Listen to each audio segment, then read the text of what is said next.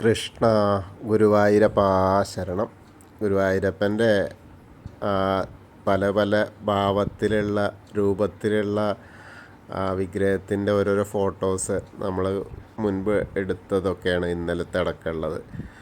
അപ്പോൾ അതിങ്ങനെ വെറുതെ ഇരുന്നപ്പോൾ തോന്നി എന്നാൽ അതൊരു വീഡിയോ ആക്കാമെന്ന്. വെറുതെ ഒരു രസം എന്ന് പറഞ്ഞില്ലേ, എത്ര കണ്ടാലും മതി വരില്ലല്ലോ ഗുരുവായൂരപ്പനെ.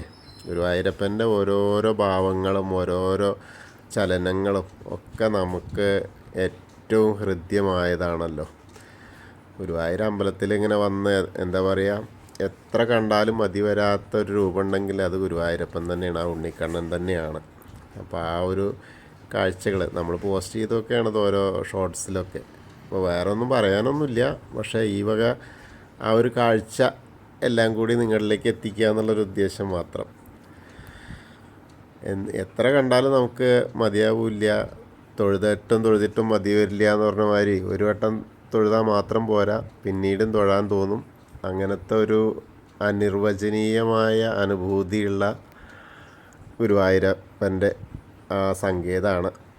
അപ്പോൾ നമ്മൾ നിത്യേന നമ്മൾ പോയി തൊഴുന്നു, പ്രാർത്ഥിക്കുന്നു. എല്ലാവർക്കും മനസ്സ് നിറഞ്ഞ് കാണാൻ ആ കണ്ണൻ്റെ ഓരോരോ കുസൃതികൾ, നമ്മൾ ഉച്ചപൂജ കാണുമ്പോൾ ഓരോരോ കുസൃതികളും അമ്പാടിയിലെ കുസൃതികളും ഓരോ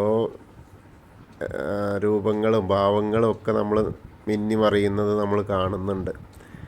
ചില ദിവസം ഗുരുവായൂരപ്പന് പൂജ മതിയായില്ല എന്നുള്ളതുപോലെ വരുമ്പോൾ പുണ്യാഹാവുന്നു, അപ്പോൾ ആവർത്തന പൂജകൾ വരുന്നു. അപ്പോൾ എന്താ വെച്ചാൽ ഗുരുവായൂരപ്പന് വീണ്ടും വീണ്ടും പൂജകൾ കിട്ടുകയാണ്. അപ്പോൾ അതൊക്കെ ഓരോ നിമിത്തമാണ്. നമ്മളിപ്പോൾ പുണ്യാഹായിച്ച കുറച്ചൊക്കെ നമുക്ക് ബുദ്ധിമുട്ടാണെങ്കിൽ കൂടി ഗുരുവായൂരപ്പന് പൂജ കിട്ടല്ലേ, അപ്പോൾ അത് നല്ലൊരു കാര്യമാണ്.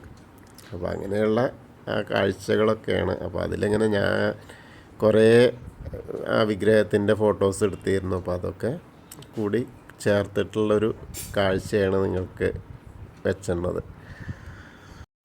എത്രയോ ഭക്തരുടെ ആ ഒരു ആഗ്രഹ സാഫല്യത്തിന് വേണ്ടിയിട്ട് മാലകൾ ചാർത്തിയിട്ട് ഉള്ള, അതായത് ഇപ്പോൾ അകത്തെ ഗുരുവായൂരപ്പന് മാലകൾ ചാർത്താൻ നമുക്ക് കഴിയില്ല, അപ്പോൾ എന്നാൽ പുറത്തെ ഗുരുവായൂരപ്പന് ചാർത്തുക എന്ന് പറഞ്ഞിട്ട് കിഴക്കേ നടയിലും പടിഞ്ഞാറ് നടയിലും ഒക്കെ ഉള്ള വിഗ്രഹങ്ങളുടെ മുകളിൽ ഇങ്ങനെ തുളസി മാലകളായിട്ടും വെളുത്ത പൂവിൻ്റെ പാരിജാതത്തിൻ്റെ മാലകളായിട്ടും താമരമാലകളായിട്ടും ലിഖിതമാലകളായിട്ടും ഒക്കെ അങ്ങനെ മിഠായി മാലകളായിട്ടും ഓരോരോ വ്യത്യസ്ത രൂപത്തിലുള്ള മാലകളൊക്കെ കൊണ്ടുവന്ന് ഇങ്ങനെ സമർപ്പിക്കുകയല്ലേ ഭക്തർ.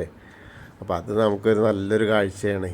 എങ്ങനെ പോയാലും എന്തൊക്കെ സംഭവിക്കും എന്ന് പറഞ്ഞിട്ട് വളരെ സിമ്പിളായിട്ടുള്ള രൂപത്തിൽ വെളുത്ത മാല മാത്രമായിട്ടും നല്ല താമരമാല മാത്രമായിട്ടും അങ്ങനെയൊക്കെയുള്ള കാഴ്ചകൾ ഒരു ദിവസം എന്തൊക്കെ ഇവിടെ വന്ന് സമർപ്പിക്കുന്നു. നമ്മുടെ ഓരോരുത്തരുടെയും ആകെയുള്ള വിശ്വാസമല്ലേ ആ കണ്ണൻ എന്നുള്ള ആ ഒരു കാഴ്ച. എത്ര കണ്ടാലും മതിവരുമില്ല, ആ കണ്ണനിൽ തന്നെ അലിഞ്ഞു ചേരണം എന്നുള്ള ഒറ്റ ലക്ഷ്യമാണ് നമുക്ക് ഓരോരുത്തർക്കും. അതിൽ ആ മോഹവലയത്തിൽ ആ മായക്കാഴ്ചയിൽ ഇങ്ങനെ ഉൾപ്പെട്ട് നമ്മളിങ്ങനെ കിടന്ന് ഉഴന്നുകൊണ്ടേയിരിക്കണം. അപ്പോൾ ആ ഉഴലുമ്പോഴും ആ കണ്ണൻ്റെ ആ ഒരു കാഴ്ച മനസ്സിലുണ്ടാവുമ്പോൾ എത്ര കഷ്ടപ്പെട്ടാലും എത്ര സന്തോഷമായാലും അത് നമ്മളിലേക്ക് എത്തും. കഷ്ടത്തിനൊരു പരിസമാപ്തി ഉണ്ടാവും. വീണ്ടും എന്താ പറയുക, ഒരു താഴ്ചയ്ക്ക് ഒരു ഉയരണ്ട് എന്ന് പറയുന്ന പോലെ കുറേ കഷ്ടപ്പെടുമ്പോൾ പിന്നീട് അത് ഉയരത്തിലേക്ക് എത്തും. അങ്ങനെ നിത്യവും സന്തോഷം തന്നെ ലഭിക്കാൻ വേണ്ടിയിട്ടും നമുക്ക് പ്രാർത്ഥിക്കാം. എത്ര സന്തോഷവാനായാലും അവർക്കും ഉണ്ടാവും ചെറിയ ദുഃഖങ്ങൾ.